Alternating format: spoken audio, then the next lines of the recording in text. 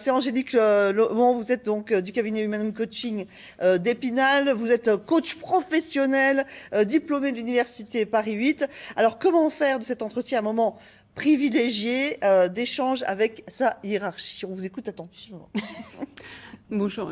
Lorsque l'évaluation existe, parce qu'elle n'existe pas forcément, c'est pas forcément obligatoire. Donc, lorsque l'évaluation des salariés existe, l'appréciation annuelle se fait soit par un entretien, soit par une grille de compétences à acquérir, des objectifs à atteindre ou une notation. Donc, c'est important que le salarié soit au courant de ce qui va être mis en place par rapport à son évaluation annuelle et de se préparer aussi à cette auto-évaluation si c'est un entretien. Alors, justement, la préparation de cet entretien d'évaluation commence bien avant la date Bien fixée sûr, ouais. pour le déroulement de l'entretien.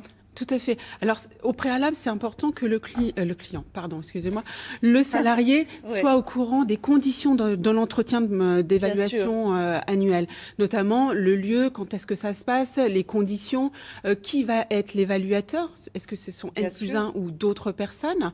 Donc, lorsqu'il sait ça, il a ses objectifs aussi et il va se préparer aux objectifs qu'il a réalisés, dépasser, quelles sont les missions qu'il a accomplies.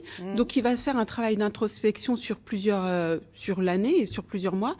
Et ce qui est important, c'est qu'il s'investisse dans la préparation de cet entretien pour bien le mener avec son évaluateur. D'accord, justement. Alors, l'évaluateur, comment être prêt au mieux pour cet échange avec sa hiérarchie, généralement, dans tous les cas d'ailleurs.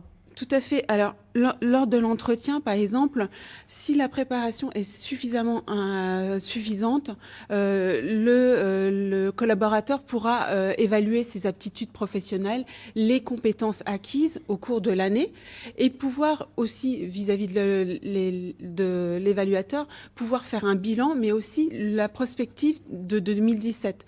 Quels sont mes moyens, quelles sont mes attentes pour 2017, quels sont mes besoins en formation, par exemple. Donc, c'est un moment de bilan, mais aussi de perspective à l'année suivante. Donc, il faut vraiment le voir, alors, comme un moment privilégié, vous en avez parlé, mais c'est se dire comment faire que cet entretien soit un cadeau pour la personne qui m'évalue, mais le cadeau pour moi aussi, dans le sens où c'est un allié que j'ai, et c'est pas forcément un adversaire, mon évaluateur, c'est quelqu'un qui va m'aider à évoluer dans l'entreprise et pour le compte de l'entreprise aussi. Bonne entente entre les deux. Alors, pour conclure, en phase finale de cet entretien d'évaluation, il y a un vrai moment d'échange entre le supérieur hiérarchique et son collaborateur. Voilà, on doit arriver à quelque chose de serein, quoi. Oui, tout à fait. Ce qui est important, c'est la bonne entente dès le départ sur les conditions d'entretien, les objectifs et comment on peut collaborer sur différentes missions pour le bien des deux personnes. Ça, c'est vraiment très important. Et ce qui est important, donc le moment privilégié, mais dans un climat de transparence, de confiance aussi. Et pour ça, est-ce que tout a été mis en place dès le départ avant l'entretien? Et pour un dernier mot sur un livre que vous avez à nous conseiller justement sur l'entretien, vous l'avez apporté, on va le voir en bas de titre aussi. Voilà. Cet entretien, ce livre sur l'entretien professionnel, c'est pas uniquement l'entretien d'évaluation annuelle, ça concerne l'entretien d'embauche, l'entretien de négociation. Ce livre est intéressant parce que il permet de se positionner, que ce soit dans le rôle d'évaluer, le rôle d'évaluateur, pour mener à bien cet entretien. Merci beaucoup, Angélique. Voilà.